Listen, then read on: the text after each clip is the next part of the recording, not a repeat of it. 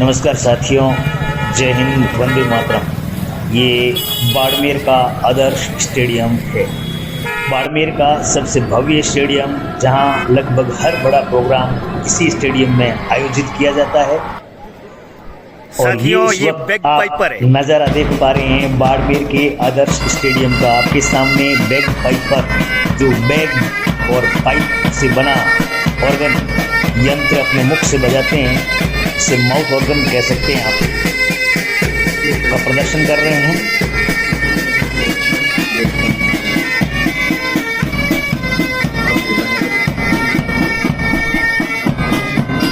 Bag Piper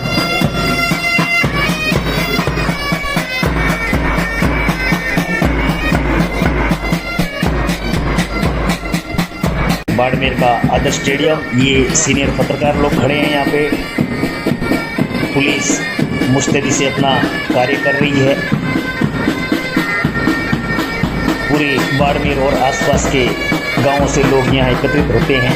26 जनवरी हो, 15 अगस्त हो या कोई बड़ा कार्यक्रम हो, लगभग खचाखच भरा ये स्टेडियम और ज़बरदस्त सांस्कृतिक प्रोग्राम, अलग अलग स्कूलों से आई हुई झांकियाँ जिन्हें बाहर खड़ा किया गया है। अगर हम हर दिन योग करें और अपने अपने क्षेत्र से जुड़ी हुई लेकर आ रहे हैं हस्तियाँ। ये इस वक्त आप अपनी मोबाइल स्क्रीन पर देख पा रहे हैं बाड़मेर के आदर्श स्टेडियम की झलकियाँ। नेताओं से लेकर पदाधिकारियों से लेकर IAS, RAS, IPS, सब यहाँ आज अपनी उपस्थिति दर्ज करवाएंगे। 15 अगस्त 1947 को हमारा देश भारत अंग्रेजों से आज़ाद हुआ था। उसी खुशी में हम हर साल 15 अगस्त मनाते हैं और उसी उपलक्ष्य में, उसी कड़ी में आज आप ये कार्यक्रम बाड़मेर के आदर्श स्टेडियम से देख पा रहे हैं। साथियों, इसके लिए एक लंबी लड़ाई लड़ी गई थी, जिसमें भारत के सामान्य मानवी से लेकर और जंगलों में रहने वाले आदिवासियों से लेकर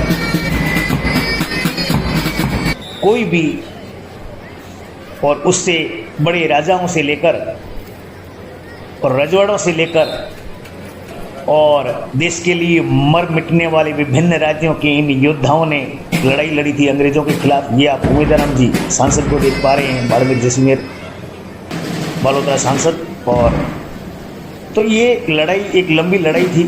आज़ाद हिंद फौज ने 60,000 सैनिकों के साथ इस लड़ाई को लड़ा था।